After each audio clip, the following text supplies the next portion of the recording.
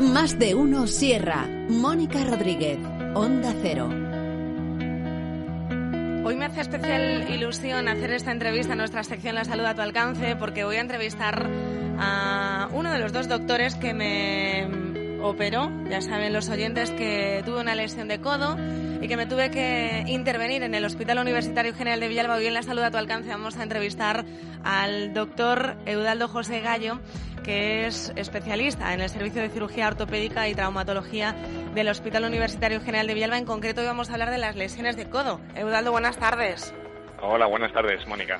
Bueno, me hace especial ilusión porque nos hemos visto bastante por el hospital y he podido comprobar también vuestra labor desde dentro, ¿eh? Efectivamente. Muchísimas gracias por invitarnos a poder participar en este espacio y nada, encantados. Muchas gracias. También sé que está con el doctor Peces, que también fue otro doctor que me intervino. Otro día hablaremos también con él de lesiones de codo. Vamos a hablar de hombro. Hoy vamos a hablar de codo, como decimos, porque estas lesiones se pueden producir en los tendones, en el hueso, y vamos a hablar un poco de cuáles son las lesiones más frecuentes de esta articulación. Hoy vamos a hablar por primera vez, como decimos, del codo un poquito más extensamente. Y en primer lugar, doctor, ¿cuáles son las lesiones más comunes en esta zona, en el codo? Bueno, pues mira, Mónica, el codo es una articulación que está en riesgo de sufrir varios tipos de lesiones, ¿no? Básicamente podríamos hacer una distinción en tres grandes grupos. Hablaríamos de patología por sobreuso o degenerativa, por ejemplo, esto serían las típicas tendinitis, ¿no? Y dentro de ellas, pues oye, la reina, la epicondilitis, ¿no? Que todo el mundo ha escuchado hablar de ella. En un segundo grupo tendríamos la patología traumática, es decir, patología que es secundaria a un traumatismo, bien directo o indirecto en el codo, y bueno, a este nivel pues tendremos patologías que efectivamente afecten a hueso o a la estructura o partes blandas de alrededor, bien sean ligamentos, bien sea tendones o lo que consideremos, ¿no? Y por último, bueno, pues un grupo que bueno, quizás menos conocido, pero bueno, sería las compresiones nerviosas, ¿no? Que alrededor del codo pasan básicamente tres nervios que sí que están sujetos a poder tener una compresión y darnos clínica y patología a nivel del codo, ¿no? Estos tres serían los grandes grupos. Luego tenemos también el codo de tenista y de golfista, que causa también dolor en diferentes zonas del codo y del antebrazo.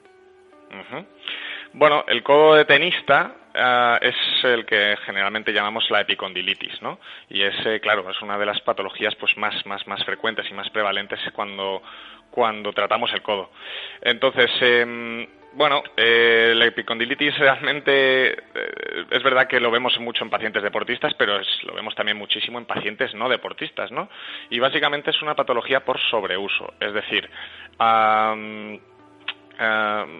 por unas determinadas posturas más forzadas, unos gestos repetitivos frecuentes, pues hacen que la zona en la que se insertan los tendones que hacen la extensión y la supinación del antebrazo pues se inflame y nos provoque dolor, en muchas ocasiones pues bastante invalidante, ¿no? ¿Cuándo tenemos que ir al médico? Porque ese tipo de dolencia, ese tipo de dolor, ¿cuándo es la señal de alarma para decir, bueno, pues voy a mirarme y esto no lo voy a dejar pasar por alto? A ver, la epicondilitis normalmente es un cuadro que se inicia sin ningún traumatismo. Cuando empecemos con un dolor en el codo que es secundario a un traumatismo, a un giro, a algo brusco, pues oye, a lo mejor esto no es una epicondilitis y hay que consultar desde el inicio, ¿no?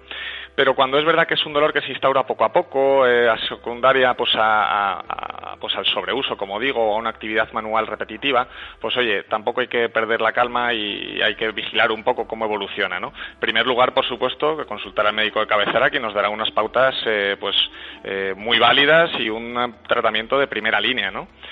Y es verdad que cuando el tratamiento de esta conservador, de esta epicondilitis, pues no evoluciona de forma satisfactoria, pues sí que es verdad que ya nosotros los especialistas aquí en el hospital sí que tenemos que echar un vistazo y valorar, y sobre todo lo que es muy importante en una epicondilitis, en un dolor lateral en el codo, es estar seguro de que es una epicondilitis, ¿no? Porque hay otros cuadros que pueden cursar con dolor en la cara lateral del codo y que no son una epicondilitis. Entonces una parte muy importante es descartar estas otras patologías que pueden hacer de mímico, ¿no? para una epicondilitis. Después de 2 años y pico, doctor, de la pandemia, de Filomena, vamos a hacer un poco de balance porque no hemos hablado de este tipo de lesiones desde hace tiempo. No sé si se ha notado que ha habido más lesiones durante la pandemia y durante Filomena, ha habido más fracturas, más lesiones también porque hay muchas personas que empezaron a hacer deporte en casa, empezaron a hacer deporte después también cuando empezamos a salir a la calle. Sí, mira, pues si pensamos en el periodo de la pandemia, pues claro, lógicamente hemos empezado a hacer más actividad en casa, a lo mejor teniendo hábitos que desde el punto de vista de salud de codo no son los más correctos, pero bueno, es verdad que en un primer momento pues aquí en el hospital tampoco es que viéramos una incidencia muy aumentada, ¿no? Porque bueno, digamos que el tema de la pandemia pues estaba en primer lugar y pacientes quizás con estas dolencias, digamos, de menos duración o más molestias, pues al hospital realmente no llegaban, ¿no? ¿Qué pasa? Que cuando se produjo el desconfinamiento, pues por supuesto sí que empezamos a ver un aumento quizás mayor, ¿no?, de la incidencia. El desconfinamiento hizo que todos, pues por las ganas que teníamos de salir de la calle, hiciéramos más deporte, más tal, y por supuesto el tener lesiones tanto desde el punto de vista traumáticas como por sobreuso, sí que realmente sí que vimos quizás un poquito más de aumento de la incidencia. ¿Cómo podemos evitar entonces lesionarnos, en concreto en el codo, cuando hacemos deporte? Claro. Pues a ver, esta pregunta es complicada, ¿no? Porque realmente el espectro de lesiones que podemos tener en el codo es muy amplia. Diría que algunas, pues realmente no tienen prevención posible, ¿no? Una persona está haciendo su vida normal, yendo al trabajo, se cae y tiene una fractura en el codo, ¿no? De la índole que sea. Pues hombre, estas son muy difíciles de prevenir, ¿no? Porque básicamente es mala suerte. Ante patologías por sobreuso, en las que realmente no hablamos de una lesión como tal, sino que no hay un momento determinado en el que se inicia, sino una clínica, generalmente que es dolor, se perpetúa en el tiempo mientras practicamos el deporte, ¿no? Por ejemplo, un ciclista que se queja del hombro, pues oye, lo que podremos es, nosotros como traumatólogos, lo que tenemos que hacer es analizar cuál es el problema, ¿no? Intentar cambiar ese gesto o esa posición inadecuada que está perpetuando el dolor, por ejemplo, cambiando la empuñadura de la bicicleta, ¿no? O un paciente que practica remo y que hay que, pues eso, analizar el gesto del remo y ver cuál puede ser el problema. Ahí los traumatólogos que vemos pacientes deportistas y demás, pues también una parte importante es conocer el deporte, conocer el tipo de gesto que hace el deporte, la mecánica, los requerimientos del deportista y, bueno, pues abordar esa patología en esa esfera, ¿no? Y, bueno, finalmente, pues yo qué sé, otras patologías por sobrecarga muscular o articular, a nivel general, se benefician de hacer un correcto calentamiento en forma de estiramientos, una progresión adecuada de la carga física. Entonces, bueno, yo con todo esto lo que recomiendo es hacer un deporte acorde a cada persona, a cada nivel físico. Y, bueno, que las altas exigencias puntuales, pues oye, que nos pueden provocar lesiones, ¿no? Claro. Siendo la manera de prevenirlas, pues un poco el sentido común, conocimiento del cuerpo de cada uno, ¿no? Pero, por ejemplo, esto es como si alguien que no corre y de repente se apunta a una maratón, pues probablemente nos provoquemos alguna lesión, ¿no? Pues lo mismo ocurre con deportes de alta demanda del codo, ¿no? Como deportes de raqueta o remo y demás, que si nos pasamos, pues nuestro cuerpo se puede quejar. Claro, no solamente al practicar un deporte, sino también por las exigencias de las actividades diarias o profesionales, ¿no? Por supuesto. Como decía antes, no solamente vemos deportistas, de hecho diría que el paciente más frecuente que vemos no está relacionado directamente con la práctica del deporte. Vemos mucho paciente con, bueno, pues es una enfermedad que tiene mucha relación con el tipo de actividad laboral, claro, que se desempeña, ¿no? Un peluquera, ¿no? También. Totalmente, sí. Peluquería, limpieza, personas que pasan mucho tiempo delante del ordenador, que básicamente pues tenemos una posición muy mantenida del codo, una posición muy mantenida de la muñeca, y esto hace que a nivel del justo donde se insertan los tendones, que son los causantes de la epicondilitis, pues se inflame y nos provoque ese dolor. Al ser una articulación en la que también hay huesos, hay, bueno, pues un montón de tendones, etcétera, etcétera, dicen, doctor, que es una de las lesiones más dolorosas y más complicadas de tratar. No sé si esto es cierto. Pues otra pregunta difícil, Mónica, para contestarte. A ver, realmente esto es como todo, ¿no? Las articulaciones, existen patologías más dolorosas y con mayor dificultad técnica, pues para tener un pronóstico mejor o peor, o tener más o menos complicaciones, ¿no? La articulación del codo es una articulación que incluye a su vez 3 articulaciones, ¿no? Y que básicamente nos va a aportar 2 planos de movilidad, el que todo el mundo conoce, que es el de flexoextensión, es decir, el doblar y estirar el codo, y luego la pronosupinación, que es un movimiento imprescindible para la funcionalidad real del brazo, ¿no? En conjunto, y que básicamente, para que nos entendamos, sería un movimiento combinado con el antebrazo y la muñeca, que es como el giro de la muñeca que hacemos todos con los 5 lobitos, pues algo parecido.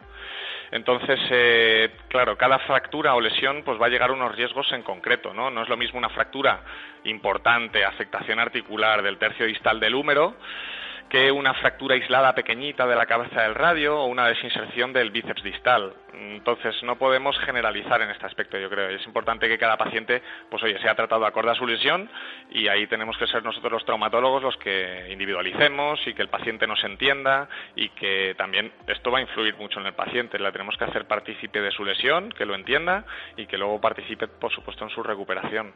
¿Cuáles son los abordajes quirúrgicos para solventar este tipo de dolencias, este tipo de fracturas, y qué técnicas se utilizan en el Hospital Universitario General de Villalba?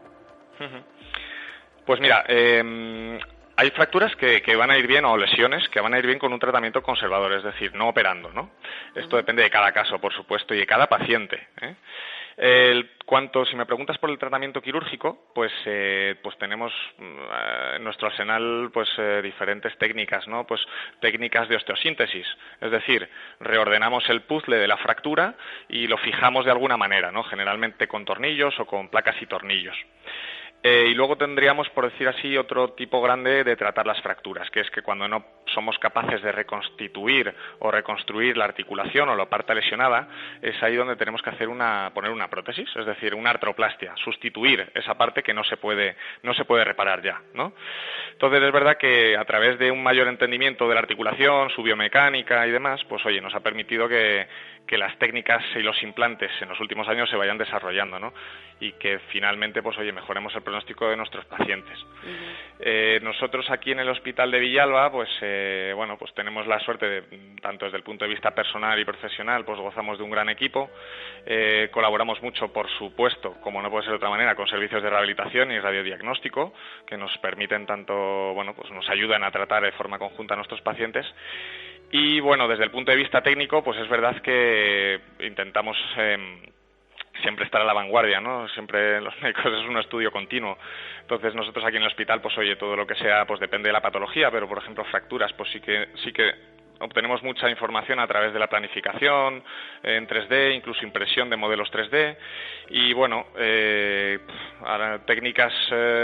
las técnicas quirúrgicas pueden ser clásicas abiertas o pueden ser artroscópicas en algunos casos, ¿no? Que es básicamente a través de heriditas muy chiquititas en el codo poder tratar alguna de estas patologías, ¿no? Con las ventajas que ello conlleva, pues menos agresión, una recuperación más precoz y demás.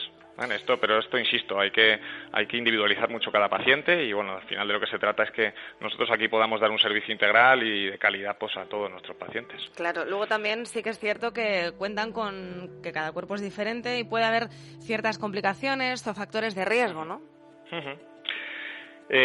Sí.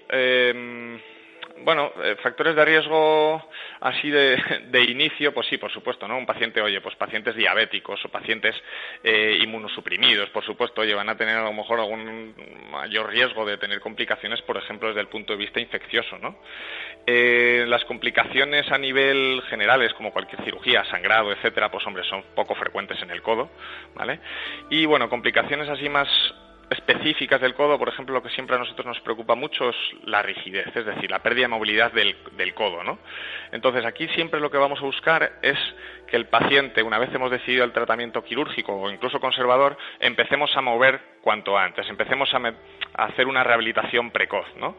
Esto es lo que, hay que buscar mucho el balance, buscar mucho cada patología, nos va a obligar a tener una mayor o menor inmovilización, pero siempre intentaremos mover cuanto antes, ¿no?